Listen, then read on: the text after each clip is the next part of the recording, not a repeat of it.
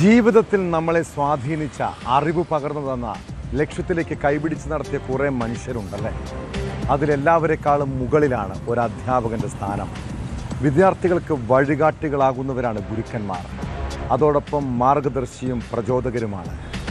ഇങ്ങനെ നമുക്കെല്ലാം പ്രിയപ്പെട്ട അധ്യാപകരെക്കുറിച്ചൊന്ന് ചിന്തിച്ചു നോക്കുകയും പുസ്തകത്തിൽ നിന്നല്ലാതെ ഹൃദയത്തിൽ നിന്ന് പഠിപ്പിച്ചവർ, വ്യക്തിപരമായും ബൗദ്ധികമായും ശാക്തീകരിച്ചവർ, ഒറ്റയ്ക്ക് ചിന്തിക്കാനും ബോധ്യപ്പെടാനും നമ്മളെ പ്രാപ്തരാക്കിയവർ.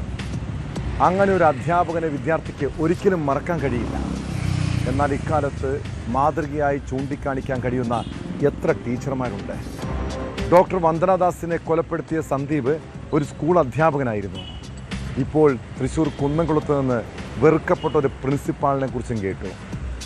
വിദ്യാർത്ഥികളുടെയും സഹ അധ്യാപകരുടെയും ചിത്രങ്ങൾ മൊബൈൽ ആപ്പ് ഉപയോഗിച്ച് നഗ്ന ചിത്രങ്ങളാക്കി മാറ്റിയ ഡോക്ടർ സജു വർഗീസിന് പിടിവീണത് എങ്ങനെയാണ്? വിശദമായി പരിശോധിക്കുകയാണ് പോലീസ് പട്രോൾ. സ്വാഗതം.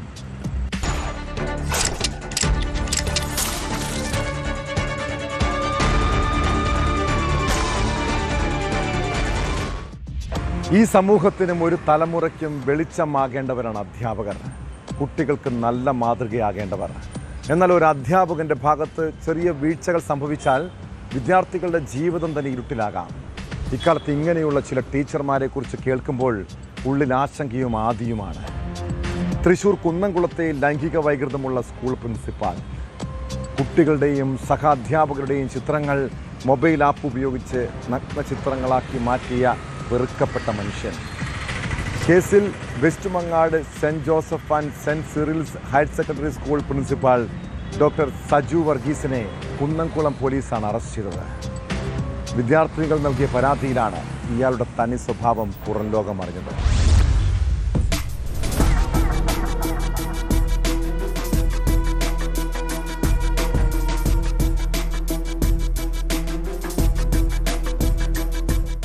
സ്കൂളിലെ വിദ്യാർത്ഥിനികളുടെയും സഹപ്രവർത്തകരായ അധ്യാപികമാരുടെയും ചിത്രങ്ങൾ മോർഫ് ചെയ്ത് നഗ്നചിത്രങ്ങളാക്കി ഫോണിൽ സൂക്ഷിച്ച കേസിലാണ് പ്രിൻസിപ്പലിനെ പോലീസ് അറസ്റ്റ് ചെയ്തത്. വിദ്യാർത്ഥിനികളും അധ്യാപകരും പരാതി നൽകിയതിന്റെ അടിസ്ഥാനത്തിലാണ് west Mangad saint Joseph and saint Cyril's higher secondary സ്കൂളിലെ പ്രിൻസിപ്പൽ ഡോക്ടർ സജു വർഗീസിനെതിരെ കേസെടുത്തത്. പോക്സോ വകുപ്പ് ചുമത്തിയാണ് പോലീസിന്റെ നടപടി.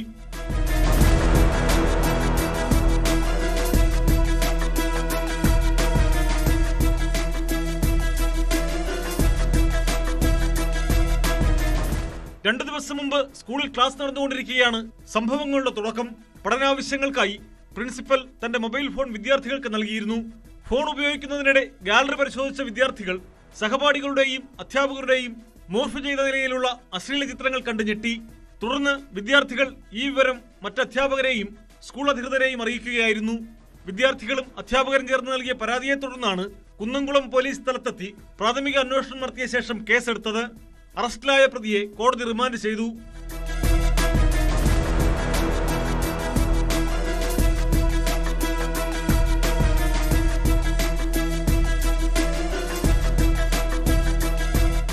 ന്യൂസ് 18 തൃശൂർ. ലൈംഗിക വൈകൃതമുള്ള കുറേ മനുഷ്യരെ നമ്മുടെ ചുറ്റുപാട് നോക്കിയാൽ കാണാം. നല്ല ജോലിയും വസ്ത്രധാരണവും സംസാരവും ഒക്കെ കണ്ടാൽ മാന്യന്മാരാണെന്നേ പറയൂ. എന്നാൽ തക്കം കിട്ടിയാൽ അവരിലെ തനി സ്വഭാവം പുറത്തു വരും. എറണാകുളം കളമശ്ശേരിയിൽ യുവതിയെ അതിക്രൂരമായി ആക്രമിച്ച് സ്വർണവും പണവും കവർന്ന സംഭവത്തിൽ പുറത്തു വരുന്നത് ഞെട്ടിപ്പിക്കുന്ന കഥകളാണ്. പ്രതിയുടെ ലക്ഷ്യം കവർച്ചയായിരുന്നില്ല, യുവതിയെ ലൈംഗികമായി ഉപദ്രവിക്കലായിരുന്നു. സംഭവത്തിന് ശേഷം രക്ഷപ്പെട്ട പ്രതിയെ പിടികൂടിയപ്പോഴാണ് ആക്രമണത്തിൻ്റെ കാരണം വ്യക്തമായത്. പാലക്കാട് അഗളി സ്വദേശിയായ പ്രതി KSEB കരാർ ജോലിക്കായി കൊച്ചിയിലെത്തിയതാണ്. അതിനിടെയാണ് ഈ അതിക്രമവും കേസും അറസ്റ്റും.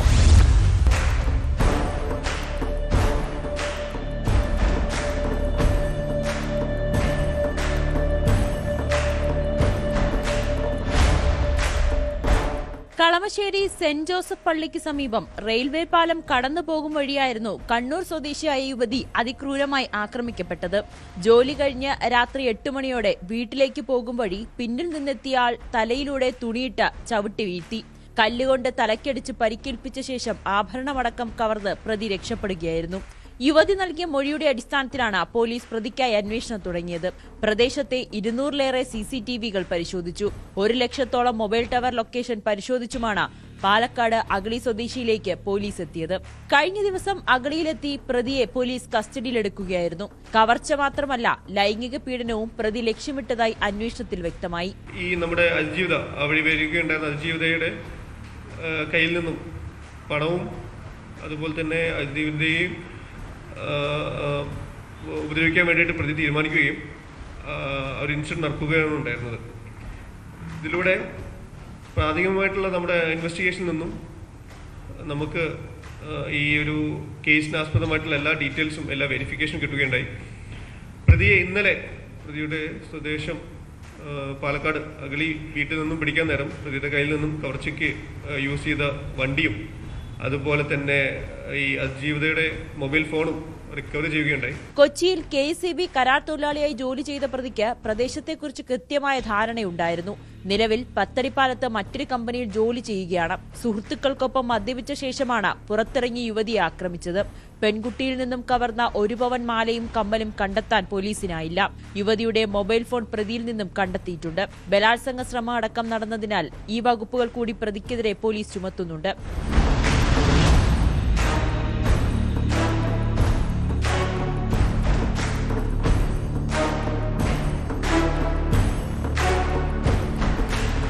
ന്യൂസ് 18 കൊച്ചി.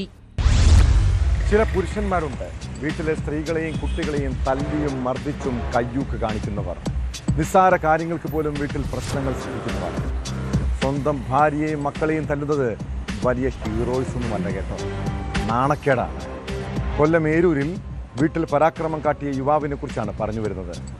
പണയം വെച്ച സ്വർണ്ണാഭരണങ്ങൾ തിരികെ എടുക്കുന്നതിനെ ചൊല്ലിയുണ്ടായ കുടുംബ വഴക്കിനിടെയാണ് നന്ദകുമാർ ഭാര്യയും മകനെയും വെട്ടിപ്പരിക്കേൽപ്പിച്ചത്.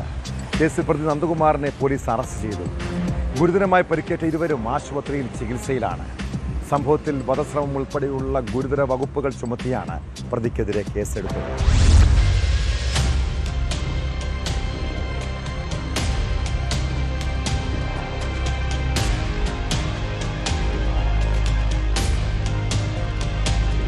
കൊല്ലം ഏരൂർ ഐരനെല്ലൂരിലാണ് സംഭവം. കുടുംബവഴക്കിനെ തുടർന്നാണ് ഐരനെല്ലൂർ കല്യാണിമുക്കിന് സമീപം നന്ദനത്തിൽ നന്ദകുമാർ ഭാര്യയെയും മകനെയും വെട്ടിപ്പരിക്കേൽപ്പിച്ചത്. സ്വർണ്ണാഭരണങ്ങളെ ചൊല്ലിയുണ്ടായ തർക്കമാണ് ആക്രമണത്തിൽ കലാശിച്ചത്. വീട്ടിലെ ഹാളിൽ വെച്ച് ഭാര്യ സിമിയെ ആദ്യം ഭീഷണിപ്പെടുത്തുകയും പിന്നീട് മർദ്ദിക്കുകയും ചെയ്തു. വീട്ടുമുറ്റത്തേക്ക് ഓടി രക്ഷപ്പെടാൻ ശ്രമിച്ച യുവതിയെ പിന്തുടർന്ന് മാരകായുധം ഉപയോഗിച്ച് നെഞ്ചിൽ വെട്ടുകയായിരുന്നു.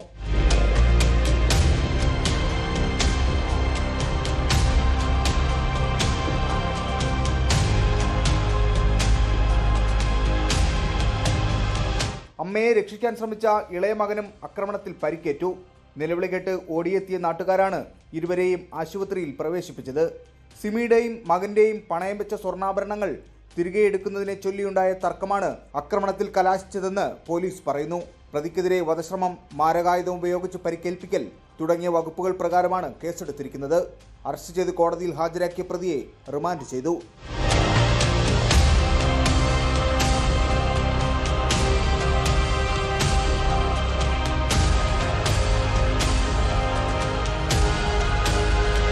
ന്യൂസ് 18 കൊല്ലം. മുസ്ലിം ലീഗ് നേതാവ് എന്നതിലുപരി ഒരു സമുദായത്തിൻ്റെ ആത്മീയാചാര്യനാണ് പാണക്കാട് സാദിഖ് അലി ശിഹാബ് തങ്ങൾ. അതുകൊണ്ട് തന്നെ ആ വലിയ മനുഷ്യനെ അധിക്ഷേപിക്കുന്ന കാര്യങ്ങൾ ഒരു വിഭാഗം ആളുകളുടെ മനസ്സിൽ വേദനയുണ്ടാക്കാം. കഴിഞ്ഞ ദിവസം ഷാനു എന്ന FB അക്കൗണ്ട് വഴി തങ്ങളെ അപകീർത്തിപ്പെടുത്തുന്ന രീതിയിൽ ചില വ്യാജ ആരോപണങ്ങൾ ഉയർന്നു വന്നിരുന്നു. ആരാണ് ആ പേജിന് പിന്നിൽ? അവരുടെ ലക്ഷ്യം എന്തായിരുന്നു? സാദിഖ് അലി തങ്ങൾക്കെതിരെയുള്ള FB പോസ്റ്റ് വ്യാജമാണെന്ന പരാതിയിൽ സൈബർ പോലീസ് അന്വേഷണം തുടങ്ങി. മുസ്ലിം ലീഗിന്റെ പരാതിയിൽ മലപ്പുറം സൈബർ ക്രൈം പോലീസ് കേസെടുത്താണ് അന്വേഷണം നടത്തുന്നത്. അപകീർത്തിപ്പെടുത്തൽ, പ്രകോപനം സൃഷ്ടിക്കൽ, വ്യാജരേഖ ചമക്കൽ തുടങ്ങിയ കുറ്റങ്ങൾ പ്രകാരമാണ് കേസ്.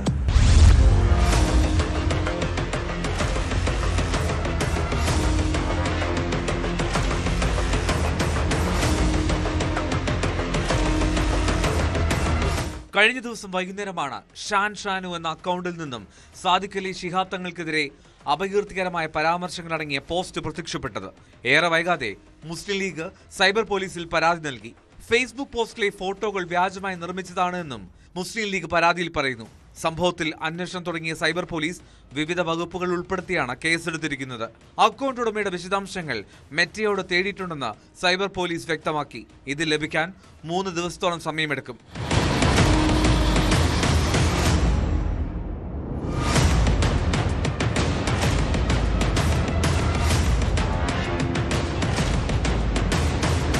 ഫേസ്ബുക്ക് അക്കൗണ്ട് ഏതാനും ദിവസങ്ങൾക്ക് മുൻപ് മാത്രമാണ് തുടങ്ങിയത്. ഈ അക്കൗണ്ടിൽ നിന്ന് മറ്റ് പോസ്റ്റുകളൊന്നും ഉണ്ടായിട്ടില്ല എന്നതും സംശയം വർദ്ധിപ്പിക്കുന്നു. ഈ അക്കൗണ്ടിൽ മ്യൂച്വൽ ഫണ്ടായി ഉൾപ്പെട്ട ഒരേയൊരാൾ ഇടതുപക്ഷ സഹയാത്രികനായ സൈബർ പോരാളി അഫ്സൽ പാണക്കാടാണ്.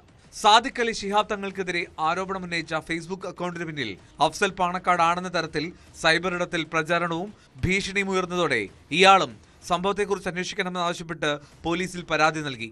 രാഷ്ട്രീയ ഭേദമന്യേ എല്ലാവരും പാണക്കാട് സാദിഖ് അലി ശിഹാബ് തങ്ങൾക്ക് ഐക്യദാർഢ്യം പ്രഖ്യാപിച്ച് രംഗത്തെത്തി. തെരഞ്ഞെടുപ്പ് സമയത്ത് ഇത്തരത്തിലുള്ള അപകീർത്തികരമായുള്ള പ്രചാരണങ്ങൾ രാഷ്ട്രീയ ലക്ഷ്യമിട്ടുള്ളത് തന്നെയാണെന്നാണ് ലീഗിന്റെ വിലയിരുത്തൽ. അല്ല, അതൊക്കെ വെറും ഫേക്കാണെന്നും അത് രാഷ്ട്രീയ പ്രേരിതമാണെന്നും എന്നുള്ള ബോധ്യമുള്ളതുകൊണ്ട് അതിൽ സ്വാഭാവികമായും ഇങ്ങനെ സമൂഹ മാധ്യമത്തിൽ തേജോധനം ചെയ്യുമ്പോൾ പ്രയാസം ഉണ്ടാവും. പക്ഷെ അത് രാഷ്ട്രീയപരമായും നിയമപരമായും നമ്മൾ നേരിടും. അതിനുവേണ്ട എല്ലാ നടപടികളുമായി പാർട്ടി മുന്നോട്ട് പോയിട്ടുണ്ട്. ഇന്നലെ തന്നെ കുഞ്ഞാലിക്കുട്ടി സാഹിബ് പോസ്റ്റിട്ട് നമ്മൾ കണ്ടു. അപ്പോൾ പരാതി നൽകിയിട്ടുണ്ട്. അതിൻ്റെ അടിസ്ഥാനത്തിൽ ഇവിടെ നിയമപരമായുള്ള ഏത് നീക്കുപോക്കുകളാണ് സാധുതമായത് ആ രീതിയിൽ അതിനെ ഞങ്ങൾ നേരിടാൻ തയ്യാറാണ്.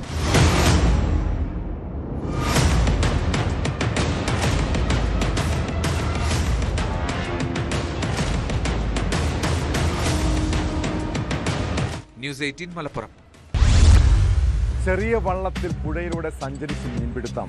ആ വീഡിയോകൾ ചിത്രീകരിച്ച് സോഷ്യൽ മീഡിയയിൽ താരമായ ചെറുപ്പക്കാരൻ കോട്ടയം തലയോലപ്പറമ്പ് സ്വദേശി അഭിജിത്ത് സാബുവിൻ്റെ ഇൻസ്റ്റഗ്രാമിലെയും യൂട്യൂബിലെയും വീഡിയോകൾ കാണാൻ ഒരു പ്രത്യേക കൗതുകമുണ്ട്.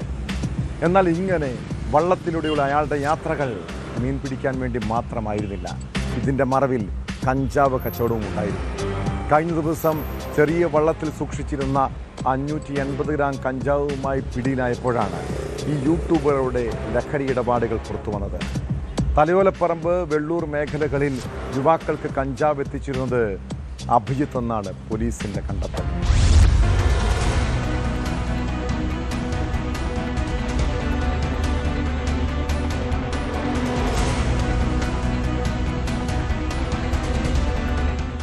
വെട്ടിക്കാട്ടുമുക്ക് പാലത്തിന് സമീപം ആറാട്ടുകടവിൽ കഴിഞ്ഞ ദിവസം രാവിലെ 10 മണിയോടെയായിരുന്നു സംഭവം. ജില്ലാ പോലീസ് മേധാവിക്ക് കിട്ടിയ രഹസ്യവിവരത്തെ തുടർന്ന് ഡാൻസ് അംഗങ്ങളും തലയോലപ്പറമ്പ് പോലീസും ചേർന്ന് നടത്തിയ പരിശോധനയിലാണ് അഭിജിത്ത് സാബു പിടിയിലായത്. കടവിൽ കെട്ടിയിട്ടിരുന്ന വള്ളത്തിലേക്ക് കയറാനെത്തിയപ്പോഴാണ് ഇയാളെ പോലീസ് പിടികൂടിയത്. വള്ളത്തിൽ ഒളിപ്പിച്ചിരുന്ന 580 ഗ്രാം കഞ്ചാവ് പോലീസ് കണ്ടെടുത്തു.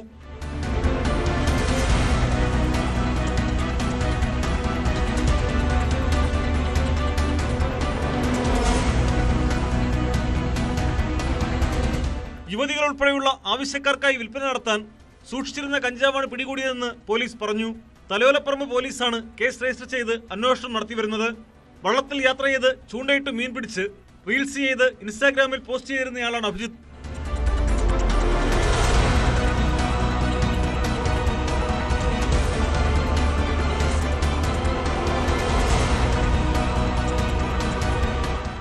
ന്യൂസ് 18 തലയോലപ്പറമ്പ്.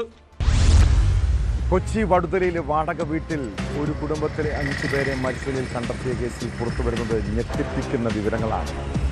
കുട്ടികളെ കൊലപ്പെടുത്താനുള്ള വിഷം വാങ്ങിയത് ഓൺലൈൻ വഴിയെന്നാണ് പോലീസ് നിഗമനം. ഇത് കണ്ടെത്താനായി മരിച്ച അശ്വതിയുടെ ഫോൺ ഉൾപ്പെടെ പരിശോധിക്കുന്നുണ്ട്. 3 കുപ്പി വിഷപദാർത്ഥമാണ് വാങ്ങിയത്. ഇതിൽ ഉപയോഗിച്ച 2 കുപ്പികളും തുറക്കാത്ത കുപ്പിയും 3 ജ്യൂസ് ബോട്ടിലുകളും വീട്ടിൽ നിന്നും കണ്ടെടുത്തു. ആത്മഹത്യാക്കുറിപ്പിലെ വിവരങ്ങളെ തുടർന്ന് ഭർത്തൃ വീട്ടുകാരെ കേന്ദ്രീകരിച്ചും അന്വേഷണം നടക്കുന്നുണ്ട്.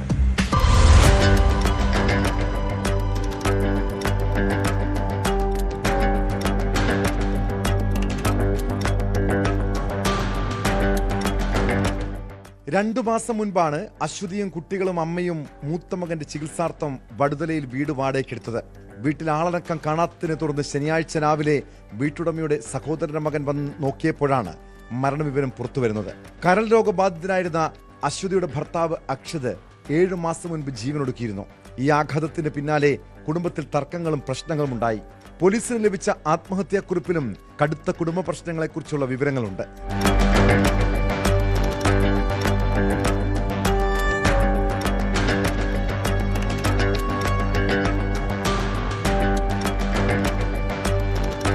മക്കൾക്ക് വിഷം നൽകിയ ശേഷം ശ്രീകുമാരിയും അശ്വതിയും തൂങ്ങി മരിക്കുകയായിരുന്നുവെന്നാണ് പോലീസ് നിഗമനം. കുട്ടികൾക്ക് നൽകിയ വിഷം ഓൺലൈൻ വഴിയാണ് വാങ്ങിയതെന്ന് പോലീസ് സംശയിക്കുന്നു. ഇവരുടെ ഫോണുകൾ പരിശോധനയ്ക്കായി പോലീസിന്റെ കൈവശമാണ്. ആന്തരിക അവയവങ്ങളുടെ രാസപരിശോധനയും നടത്തും. ഇവയുടെ റിപ്പോർട്ട് വന്നാലേ മരണകാരണം പൂർണ്ണമായും വ്യക്തമാകൂ. വടുതലയിൽ വാടകയ്ക്ക് താമസം ആരംഭിച്ചതു മുതൽ കുടുംബ ഭക്ഷണവും മറ്റുമെല്ലാം ഓൺലൈൻ വഴിയാണ് വാങ്ങിയിരുന്നത്. പുറത്തുപോകുന്ന പതിവില്ലാത്ത സാഹചര്യത്തിലാണ് ഓൺലൈനിലൂടെയാകും വിഷപദാർത്ഥവും വാങ്ങിയതെന്ന സംശയം പോലീസിന് ബലപ്പെട്ടത്. 3 കുപ്പി വിഷപദാർത്ഥമാണ് വാങ്ങിയത്. ഇതിൽ 2 ഉപയോഗിച്ചെന്ന് പരിശോധനയിൽ വ്യക്തമായി. തുറക്കാത്ത കുപ്പിയും 3 ഒഴിഞ്ഞ ജ്യൂസ് ബോട്ടിലുകളും വീട്ടിൽ നിന്ന് കണ്ടെത്തിയിട്ടുണ്ട്.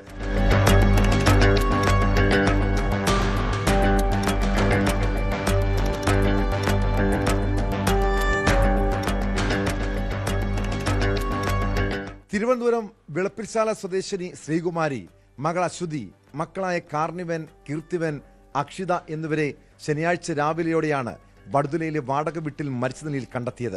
സംഭവം അറിഞ്ഞ് ഇവരുടെ ബന്ധുക്കൾ കൊച്ചിയിലെത്തിയെങ്കിലും 5 പേരുടെയും മൃതദേഹം പച്ചാളം വൈദ്യുതി ശ്മശാനത്തിൽ സംസ്കരിക്കാനായിരുന്നു തീരുമാനം. തിരുവനന്തപുരത്തേക്ക് മൃതദേഹങ്ങൾ കൊണ്ടുപോകാനുള്ള ബുദ്ധിമുട്ടും സാമ്പത്തിക പ്രതിസന്ധിയും അറിയിച്ചതോടെ mayor VK Minimol, councillor Albert Ambalathinkal എന്നിവരുടെ നേതൃത്വത്തിൽ പച്ചാളം ശ്മശാനത്തിൽ സംസ്കാരത്തിനുള്ള സംവിധാനം ഒരുക്കി നൽകി. Kalamassery medical college, Ernakulam general ആശുപത്രി എന്നിവിടങ്ങളിലായാണ് പോസ്റ്റ്മോർട്ടം നടപടികൾ നടന്നത്.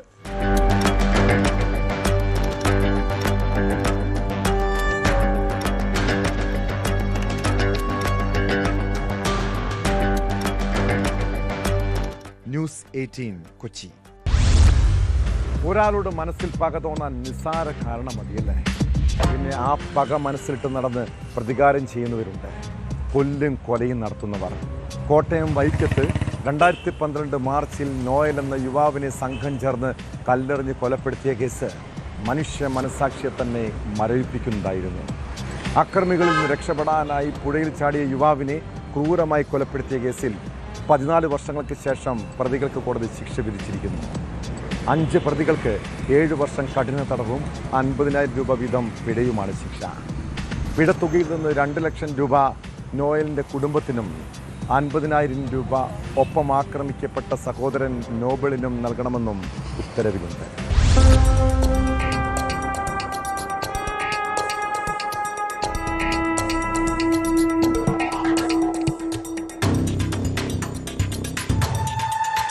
കോട്ടയം ചെമ്പ് സ്വദേശി നോയലിനെ കൊലപ്പെടുത്തിയ കേസിൽ 5 പ്രതികൾക്കാണ് 7 വർഷം കഠിന തടവ് വിധിച്ചത്. വടക്കേമുറി ഓണാട്ടുതറയിൽ ഷമീർ, സഹോദരൻ സിനാജ്, ഇവരുടെ പിതാവ് അബ്ദുൽ അസീസ്, വടക്കേമുറി ഇന്നാംതുരുത്തിൽ വീട്ടിൽ ഷാജി, വടക്കേമുറി പള്ളത്ത് വീട്ടിൽ സുധീർ സുബി എന്നിവരാണ് ശിക്ഷിക്കപ്പെട്ടത്. പ്രതികൾ 50,000 രൂപ വീതം പിഴയും ഒടുക്കണമെന്ന് കോട്ടയം ജില്ലാ അഡീഷണൽ സെഷൻസ് കോടതി വിധിച്ചു. പിഴത്തുകയിൽ നിന്ന് 2 ലക്ഷം രൂപ നോയലിന്റെ കുടുംബത്തിന് നൽകണം. ഒപ്പം ആക്രമിക്കപ്പെട്ട സഹോദരൻ നോബിളിന് 50,000 രൂപ നൽകണമെന്നും കോടതി വിധിയിൽ പറയുന്നു. പ്രതിപട്ടികയിലുണ്ടായിരുന്ന മജീദ്, മാത്യു, അനൂപ്, ഷാഹുൽ, ഹമീദ് എന്നിവരെ കോടതി വിട്ടയച്ചു. കൂറുമാറിയ സാക്ഷികൾക്കെതിരെ കേസെടുക്കാനും കോടതി നിർദ്ദേശം നൽകി.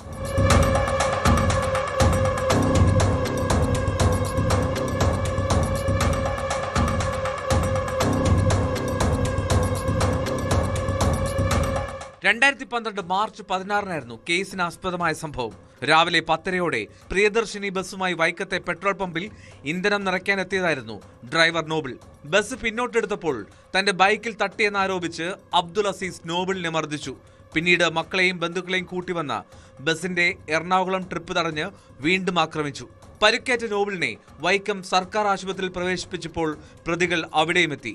നോബിളിനെയും കൂടെയുണ്ടായിരുന്ന സഹോദരൻ നോയലിനെയും പ്രതികൾ ആശുപത്രി പരിസരത്ത് വെച്ച് മർദ്ദിച്ചു. പ്രാണരക്ഷാർത്ഥം ഓടി രക്ഷപ്പെട്ട് മുറിഞ്ഞപുഴയിലെ ബന്ധുവീട്ടിൽ അഭയം തേടിയപ്പോൾ പ്രതികൾ പിന്നാലെ ഇവിടെയുമെത്തി. തുടർന്ന് നോബിളും നോയലും മുറിഞ്ഞപുഴയാറ്റിൽ ചാടി നീന്തി രക്ഷപ്പെടാൻ ശ്രമിച്ചു. എന്നാൽ 200 മീറ്ററോളം വീതിയുള്ള പുഴയുടെ മറുകരയിലെത്തുക അസാധ്യമെന്ന് തിരിച്ചറിഞ്ഞതോടെ ഇരുവരും തിരികെ നീന്തി. ഈ സമയം പുഴയുടെ കരയിൽ നിന്ന പ്രതികൾ സഹോദരങ്ങൾക്ക് നേരെ കല്ലെറിഞ്ഞു. വടിവാൾ വീശിയും ഭീഷണിപ്പെടുത്തി. നീന്തി അവശനിലയിലായ നോയലിനെ കരയിലെത്താൻ പ്രതികൾ അനുവദിച്ചില്ല. തുടർന്ന് നോയൽ പുഴയിൽ മുങ്ങി മരിക്കുകയായിരുന്നു. വൈക്കം സർക്കിൾ ഇൻസ്പെക്ടറായിരുന്ന KS ബേബിക്കായിരുന്നു അന്വേഷണ ചുമതല. 49 സാക്ഷികളാണ് കേസിലുണ്ടായിരുന്നത്.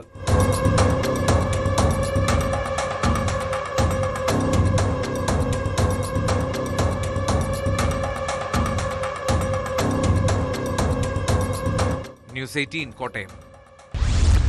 ഉത്തർപ്രദേശിലെ ഗ്രാമങ്ങളിൽ ഗ്രാമമുഖ്യന്മാർക്കുള്ള സ്വാധീനം ചെറുതൊന്നുമല്ല. അവിടെ നീതിയോ നിയമമൊക്കെ നടപ്പാക്കാൻ പോലും അവർക്ക് അധികാരമുണ്ട്. ഇങ്ങനെയുള്ള നാട്ടിലാണ് ഒരു ഗ്രാമമുഖ്യനെ കൊലപ്പെടുത്തിയ സംഭവം അരങ്ങേറിയത്. സുമേർപൂർ ഗ്രാമത്തിലെ ഗ്രാമമുഖ്യന്റെ മൃതദേഹം ചാക്കിൽ കെട്ടിയ നിലയിൽ കനാലിൽ നിന്നും കണ്ടെത്തി. മുസ്തഖ ഗുൽഷൻ എന്ന മുന്നേ കൊലപ്പെടുത്തിയ കേസിൽ കാമുകി സുമനും സഹോദരനും അറസ്റ്റിലായി. 2 ഭാര്യമാരും 18 മക്കളുമുള്ള മുന്നയെ സംഘം ചേർന്ന് കൊലപ്പെടുത്തിയെന്നാണ് പോലീസിന്റെ കണ്ടെത്തൽ.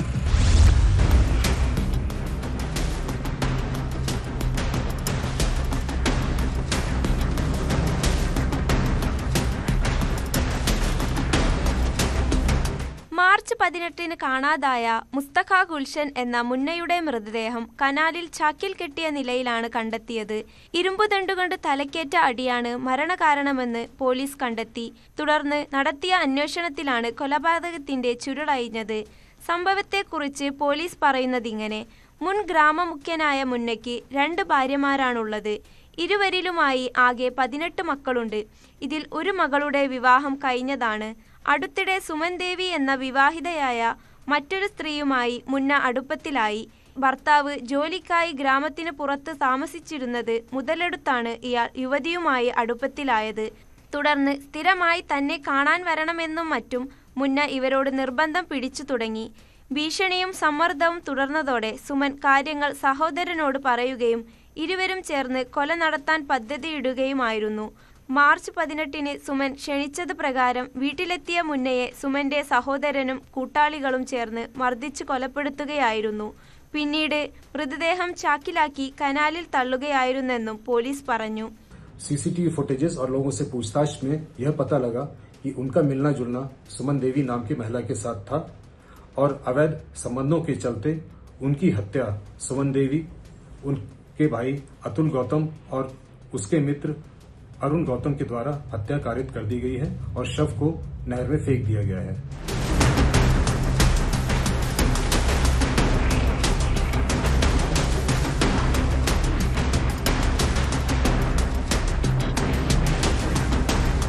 ഫോൺ രേഖകൾ പരിശോധിച്ചാണ് പോലീസ് സുമനിലേക്ക് എത്തിയത്. ഇവരെ വിശദമായി ചോദ്യം ചെയ്തതോടെ കുറ്റം സമ്മതിക്കുകയായിരുന്നു. ഞായറാഴ്ചയാണ് കനാലിൽ നിന്നും മൃതദേഹം കണ്ടെടുത്തത്. സുമനെയും സഹോദരനെയും പോലീസ് അറസ്റ്റ് ചെയ്തു. മറ്റു പ്രതികൾക്കായി തെരച്ചിൽ തുടരുകയാണ്.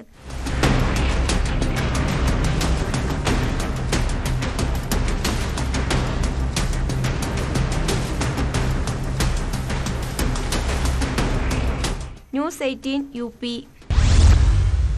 തിരുവനന്തപുരം കവടിയാർ കൊട്ടാരത്തിലെ സ്വർണ്ണ മോഷണ കേസ് പോലീസിന് എത്രത്തോളം വെല്ലുവിളിയാണ്. മാസങ്ങൾക്ക് മുൻപ് നടന്ന കവർച്ചയിൽ പ്രതികളെ കണ്ടെത്തുക എളുപ്പമുള്ള കാര്യമാണ്. ഇതോടെ കേസ് അന്വേഷണം പ്രത്യേക സംഘത്തിന് കൈമാറിയിരിക്കുകയാണ്. കന്റോൺമെന്റ് അസിസ്റ്റന്റ് കമ്മീഷണർ അജയ്നാഥിന്റെ നേതൃത്വത്തിലുള്ള സംഘത്തിനാണ് അന്വേഷണ ചുമതല.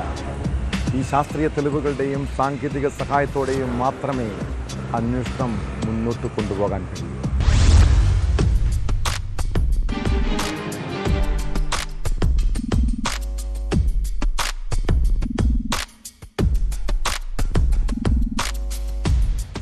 ആദ്യം പേരൂർക്കട പോലീസ് അന്വേഷിച്ച കേസാണ് പ്രത്യേക അന്വേഷണ സംഘത്തിന് കൈമാറിയത്. കന്റോൺമെന്റ് അസിസ്റ്റന്റ് കമ്മീഷണർ ജി അജയ്നാഥിന്റെ നേതൃത്വത്തിലുള്ള സംഘമാണ് ഇനി കേസ് അന്വേഷിക്കുക. കൊട്ടാരത്തിലെ ജീവനക്കാരുടെയും രാജകുടുംബാംഗങ്ങളുടെ ബന്ധുക്കളുടെയും മൊഴി അന്വേഷണ സംഘം രേഖപ്പെടുത്തും. ഇത് പൂർത്തിയായ ശേഷം ശാസ്ത്രീയ പരിശോധനകളിലേക്ക് കടക്കും.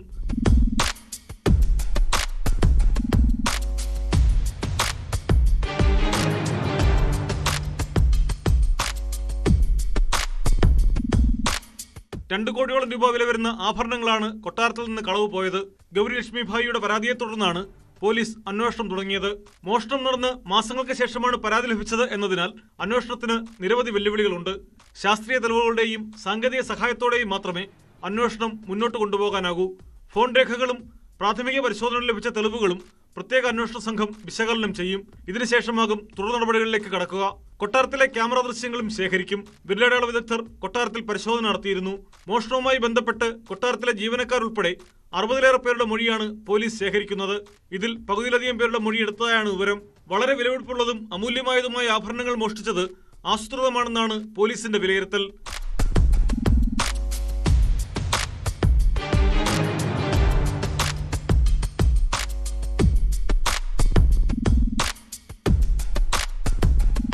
ന്യൂസ് 18 തിരുവനന്തപുരം. മഞ്ഞുമൽ ബോയ്സ് സിനിമയുമായി ബന്ധപ്പെട്ട സാമ്പത്തിക തട്ടിപ്പ് കേസിൽ നിർമ്മാതാവ് ബാബു ഷാക്കിറിന് തിരിച്ചടി. ബാബു ഷാക്കിറിന്റെ അപ്പീൽ സുപ്രീം കോടതി തള്ളി. മരട് പോലീസ് രജിസ്റ്റർ ചെയ്ത കേസ് റദ്ദാക്കില്ലെന്നും കോടതി വ്യക്തമാക്കിയിരിക്കുകയാണ്. കേസിലെ അന്വേഷണം തടയേണ്ടതില്ലെന്നാണ് സുപ്രീം കോടതിയുടെ നിരീക്ഷണം. കേസ് റദ്ദാക്കണമെന്നാവശ്യപ്പെട്ട് നിർമ്മാതാക്കൾ ഹൈക്കോടതിയെ സമീപിച്ചിരുന്നെങ്കിലും അന്വേഷണം തുടരാനായിരുന്നു നിർദ്ദേശം.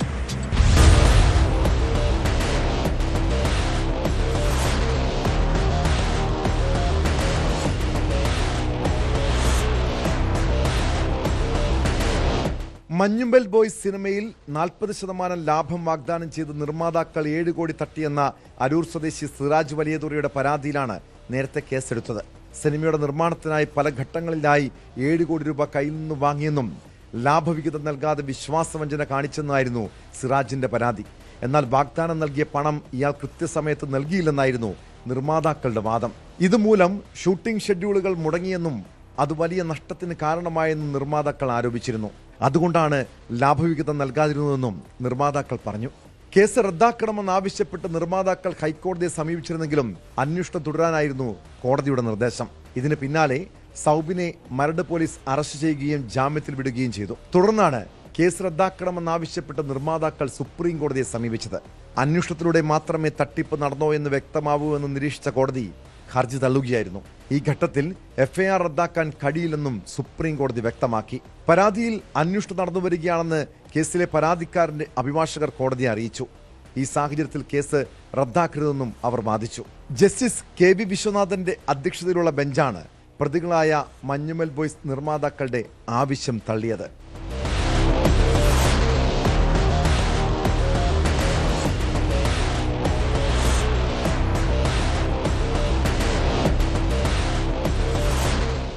ന്യൂസ് 18 കൊച്ചി. ഇറാൻ ഇസ്രായേൽ സംഘർഷം രൂക്ഷമായപ്പോൾ പ്രതിസന്ധിയിലായ നിരവധി മനുഷ്യരുണ്ട്. പ്രിയപ്പെട്ടവരെ കുറിച്ച് ഓർത്ത് ആശങ്കയോടെ കഴിയുന്ന ഒട്ടേറെ കുടുംബങ്ങളുണ്ട്. നിരവധി മലയാളി കുടുംബങ്ങളും ഭീതിയോടെയാണ് നാട്ടിൽ ജീവിക്കുന്നത്. യുദ്ധം ശക്തമായതോടെ മകനെ കാണാൻ കാത്തിരിക്കുന്ന വയനാട് കാട്ടിക്കുളത്തെ മാതാപിതാക്കളുടെ കണ്ണീർ കഥയാണിത്. എടയൂർക്കുന്ന് സ്വദേശിയായ 20-കാരൻ ഫർഹാൻ മാസങ്ങൾക്ക് മുൻപാണ് ഷിപ്പിംഗ് ഇന്റേൺഷിപ്പിനായി ഇറാനിലേക്ക് പോയത്. ഫെബ്രുവരി 27-ന് ശേഷം മകൻ വീട്ടിലേക്ക് വിളിച്ചിട്ടില്ലെന്ന് കുടുംബം പറയുന്നു.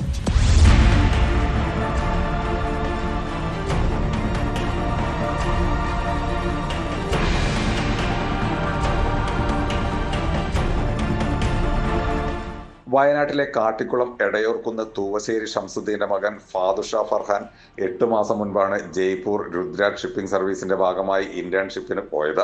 മെയ് 6-ന് പഠനം പൂർത്തിയാക്കി നാട്ടിലേക്ക് മടങ്ങാനിരിക്കുകയായിരുന്നു ഫാദുഷ. എന്നാൽ മേഖലയിൽ യുദ്ധം തുടങ്ങിയതോടെ മകനെക്കുറിച്ച് യാതൊരു വിവരവുമില്ലാത്ത അവസ്ഥയിലാണ് കുടുംബം. കഴിഞ്ഞ ഫെബ്രുവരി 27-ന് രാത്രിയാണ് ഫാദുഷ അവസാനമായി വീട്ടിലേക്ക് വിളിച്ചത്. താൻ ജോലി ചെയ്യുന്ന കപ്പലിൽ തുർക്കിയിലേക്ക് പോകാനുള്ള ചരക്ക് കയറ്റിയിട്ടുണ്ടെന്നും ഉടൻ യാത്ര പുറപ്പെടുമെന്നുമാണ് അന്ന് പറഞ്ഞിരുന്നത്. എന്നാൽ തൊട്ടടുത്ത ദിവസം യുദ്ധം തുടങ്ങിയതോടെ മകനുമായുള്ള ബന്ധം പൂർണ്ണമായും നിലച്ചതായി മാതാപിതാക്കൾ പറയുന്നു. മുമ്പും ഇറാനിലെ ഇന്റർനെറ്റ് പ്രശ്നങ്ങൾ കാരണം ആഴ്ചകളോളം ഫാദുഷ വിളിക്കാതിരുന്നിട്ടുണ്ട്. അന്ന് ജോലി നിർത്തി വരാൻ വീട്ടുകാർ ആവശ്യപ്പെട്ടെങ്കിലും കപ്പലിലായതുകൊണ്ട് കുഴപ്പമില്ലെന്നായിരുന്നു മകന്റെ മറുപടി. കാട്ടിക്കുളം ടൗണിൽ ഉണക്കമീൻ കച്ചവടം നടത്തുന്ന ഷംസുദ്ദീനും കുടുംബവും ഇപ്പോൾ വലിയ ആശങ്കയിലാണ്. എൻ്റെ മോന് പോയിട്ട് ഇപ്പോൾ 8 മാസമായി. 8 മാസമായിട്ട് മോന് അവിടെ പിന്നെ കുഴപ്പമൊന്നുമില്ല എന്നാണ് പറഞ്ഞത്. അന്ന് ഇതേപോലെ തന്നെ വിളിച്ചപ്പോൾ അന്ന് ആഭ്യന്തര കലാപം ഉണ്ടായപ്പോൾ വിളിച്ചപ്പോൾ അന്ന് കിട്ടിയിട്ടില്ല. പിന്നെ അത് കഴിഞ്ഞ് 29 ദിവസം കഴിഞ്ഞിട്ടാണ് പിന്നെ വിളിച്ച് കിട്ടിയത്. ഇപ്പോൾ യുദ്ധം ഉണ്ടാകുന്ന അന്ന് തലേന്ന് വിളിച്ച് കുഴപ്പമില്ല, ഞാൻ തുർക്കിയിലേക്ക് ലോഡാക്കുന്നുണ്ട്, ചിലപ്പോൾ പോകും എന്ന് പറഞ്ഞു. പിറ്റേ ദിവസം തന്നെ കലാപം തുടങ്ങി. ആ കലാപം തുടങ്ങിയ പിന്നെ വിളിച്ചിട്ട് 21 ദിവസമായിട്ട് ഇപ്പോൾ ഒരു വിവരമില്ല. എന്താണ് ഏതാണെന്നുള്ളതിനെ പറ്റിയിട്ട് ഒരു വിവരമില്ല. മകനെ സുരക്ഷിതമായി നാട്ടിലെത്തിക്കാൻ ഇടപെടണമെന്നാവശ്യപ്പെട്ട് മുഖ്യമന്ത്രി പിണറായി വിജയൻ, മന്ത്രി OR കേളു, സുരേഷ് ഗോപി MP എന്നിവർക്ക് കുടുംബം നിവേദനം നൽകിയിട്ടുണ്ട്. മകന്റെ മടങ്ങിവരവിനായി കാത്തിരിക്കുകയാണ് ഈ കുടുംബം.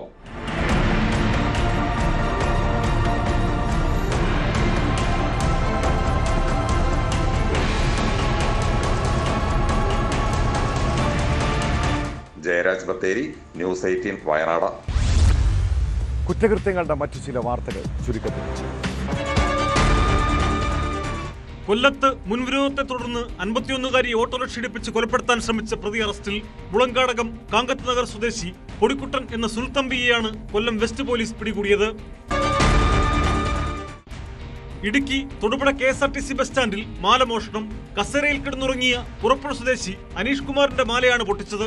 CCTV ദൃശ്യങ്ങൾ കേന്ദ്രീകരിച്ച് പോലീസ് അന്വേഷണം തുടങ്ങി. SNDP യോഗം ജനറൽ സെക്രട്ടറി സ്ഥാനത്ത് നിന്ന് വെള്ളാപ്പള്ളി നടേശനെ നീക്കിയ കോടതി ഉത്തരവിന് സ്റ്റേ. സിംഗിൾ ബെഞ്ച് ഉത്തരവ് സ്റ്റേ ചെയ്യണമെന്നാവശ്യപ്പെട്ട് വെള്ളാപ്പള്ളി നടേശൻ സമർപ്പിച്ച ഹർജിയിലാണ് ഹൈക്കോടതി ഡിവിഷൻ ബെഞ്ചിന്റെ ഇടക്കാല വിധി. ഒരു കുഞ്ഞിന് വേണ്ടി പ്രാർത്ഥനയോടെ കാത്തിരിക്കുന്ന ഒട്ടേറെ ദമ്പതികൾ നമ്മുടെ ചുറ്റുപാടുമുണ്ട്. നാളുകളായി ചികിത്സിച്ചിട്ടും ഒരു കുട്ടി ഉണ്ടാക്കാത്തതിൻ്റെ വേദനയിൽ കഴിയുന്ന സ്ത്രീകളെയും കാണാം. അങ്ങനെയുള്ള നാട്ടിലാണ് പ്രസവിച്ച കുഞ്ഞിനെ കൊലപ്പെടുത്തുന്ന അമ്മമാരെക്കുറിച്ച് കേൾക്കാറുള്ളത്. തൃശൂർ കൊടുങ്ങല്ലൂരിൽ നിന്ന് കേട്ട വാർത്തയും ഉള്ളുലയ്ക്കുന്നതാണ്. യുവദമ്പതികളുടെ ഫ്ളാറ്റിലെ ഫ്രിഡ്ജിൽ നിന്ന് നവജാത ശിശുവിൻ്റെ മൃതദേഹം കണ്ടെത്തിയ സംഭവത്തിൽ പല ദുരൂഹതയുമുണ്ട്. ഫ്രിഡ്ജിൽ ചെറിയ പെട്ടിക്കുള്ളിൽ സൂക്ഷിച്ച നിലയിലായിരുന്നു മൃതദേഹം. പ്രസവിച്ചതെന്നാണ് യുവതിയുടെ മൊഴി. കൊടുങ്ങല്ലൂർ ചാത്തേത്തുപറമ്പ് സ്വദേശികളായ ദമ്പതികളെ പോലീസ് ചോദ്യം ചെയ്യുകയാണ്. എന്താണ് കുഞ്ഞിന് സംഭവിച്ചത്?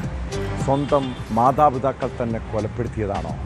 അല്ലെങ്കിൽ എന്തിനാണ് ഫ്രിഡ്ജിൽ സൂക്ഷിച്ചത്? ഈ ചോദ്യങ്ങൾക്ക് ഉത്തരം കണ്ടെത്തണം. ഇതോടെ പോലീസ് പട്രോൾ പൂർണ്ണമാവുന്നു. നമസ്കാരം.